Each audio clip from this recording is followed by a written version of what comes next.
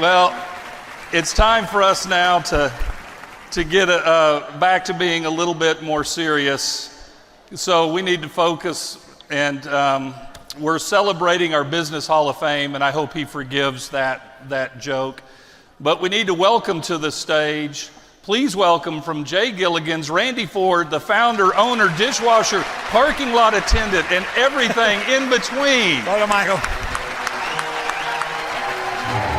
Thank you, boys. Hello, Michael. Good job, sir. Good All right, job. good. Come on up. Bryan. Randy, wait a minute. Wait. Randy, hang on a sec. Don't. Okay, band, Coolidge aside. Michael, can I come up? I don't recognize this guy. Yeah, come on up. I don't. Hang on. Here we go, Michael.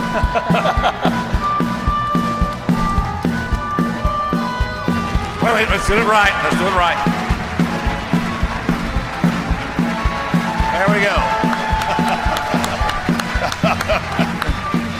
Now feel at home.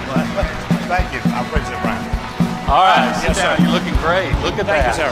Look at that. Thank you, Michael. All right, by the way, they're not playing Folsom Prison because I lived in Folsom Prison for 16 years. Where? Whoa. Well, wait, let me lived change where? that back. I lived in the city of Folsom for 16 years. Not actually Not in the prison. Not in the prison. Very close to the prison, but not in the prison. But Randy, you used to sing that song occasionally, didn't you? Michael, back in the day, I could sing just about that much. All right. And a long, long time ago, people thought I sounded like Johnny Cash, okay? Whoa. So that's how I kind of got that. Nothing to do with prison per se. It was just the Johnny Cash sing-along. You know, you're long time, everybody knows J. Gilligan's, right? Well, it's been a blessing, and thanks to everybody here.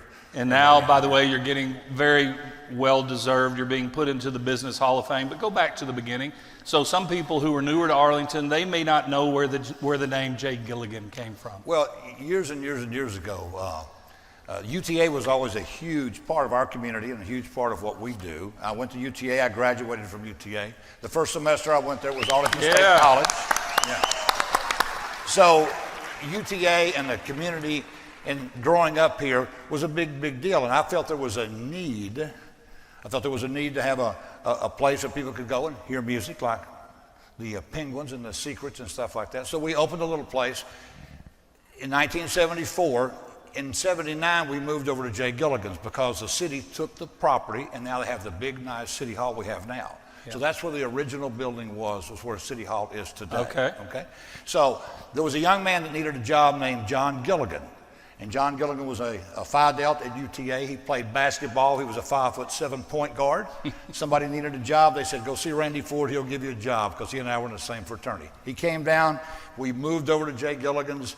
I needed him to help me back in the mine shaft days, and then I needed him to help me when we started out with J. Gilligan's.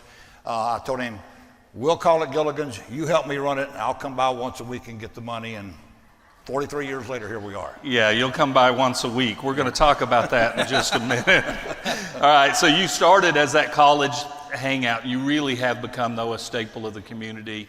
Talk to us about that growth. What does it mean? I mean, when you talk about an asset to our community and really being part of the Arlington brand, what does that mean to you? Well, it means everything. At the end of the day, it means everything. We did start with just a little college hangout.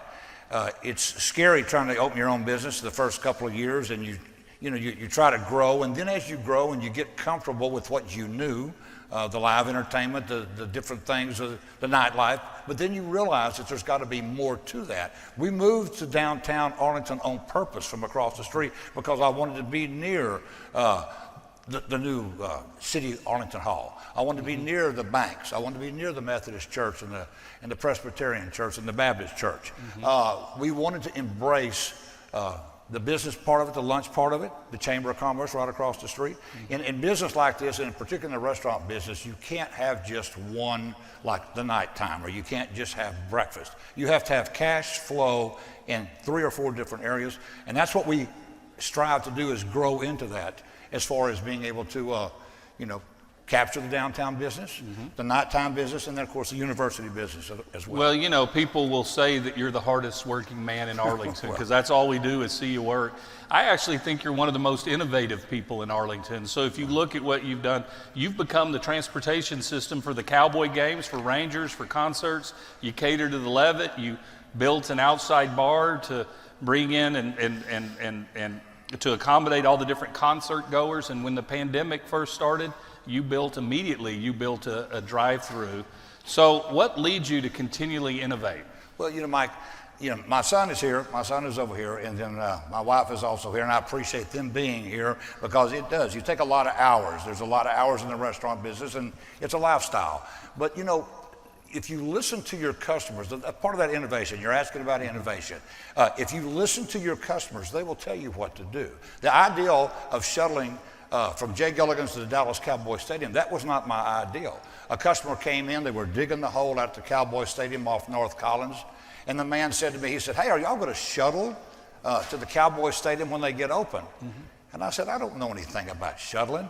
And the man looked at me and he goes, "Well, they do it in Dallas, Texas. Why can't they do it in Arlington?" And from that, you know, we called the stadium, asked them what to do, talked to the city of Arlington, and the next thing you know, we take 8 people to a soccer game, then we take 30 people to a Cowboy game. And last Sunday, when Tom Brady came to town, we took 1,483 people to the Cowboy ball game. You know? All right. So we were talking about this, and this year, if I remember right, the number is somewhere around 5,400 people that you've transported. Just in the first, and in the Garth Brooks deal for the whole city. You know, and that's what a wonderful thing for the whole city that, you know, the opportunity is the key word there. Well, and I think probably over the time you've been doing it, it's been over 100,000 people that you've moved, which is amazing. All right, everyone in this room knows that if they ever want to get a hold of you, there's just one way to do it. You just walk into Jay Gilligan because you are always there. Well, not occasionally, you're always. Well, you're probably having separation anxiety right now because you've got a full restaurant. Night, yes. And here you are. Well, and you know, it's when people come there, you know, they not only do we sell food and not only do we sell beverage, we sell confidence. And you know, if I'm there, it makes me feel more comfortable. I think it makes people feel more comfortable. You want to say hello. Those people are going to take time out to come to your business and to see you. You know, I want to be there to say hello, and I appreciate that. And then if there is a problem, you know, it's tough sometimes, then I can be there to help fix it. But, you know, being there, it's a personal thing, and you know what, it's hometown. I want people to feel comfortable. I call Jay Gilligan's a poor man's Cheers because I want people to come in and feel comfortable. And that's why I'm there. Well, and by the way, every time you talk, you can hear the pride that you have for Arlington. And I don't know there's a bigger cheerleader than you. What makes you so gung-ho on Arlington? Well, you know, first of all, it's the people. You know, the community, you know, years and years and years ago, I would spend $350 and buy an ad and do a buy one, get one free. And you know what? That didn't work. That was just people, you know, looking for a discount in the deal. When you serve the community, when the community comes into your place and they are, you know, it's an honor for them to come into our place. And in retrospect, you know, if you down to Mission Arlington, Miss Tilly, if they need 25 burgers here, or during the pandemic was just an amazing deal. And, you know, people gave to us, and it's our responsibility to give back to them, you know, and people, that builds loyalty is what that builds, instead of just some discount. If you help people and serve people, it all comes back around. All right, well, for going into the Business Hall of Fame, we have this for you. By the way, we'll keep it. We'll take a picture at the end. So we're very, very excited. You are such a worthy inductee into the Business Hall of Fame. We're excited for you. Thank you so much. Michael, thank you. I appreciate it. You're welcome. Okay. Thank you. So I'll go out to the right. You can walk. Thank you. Thank y'all. Appreciate it. Thank you, Bryan. Thank you, sir. Appreciate it. Yes, sir.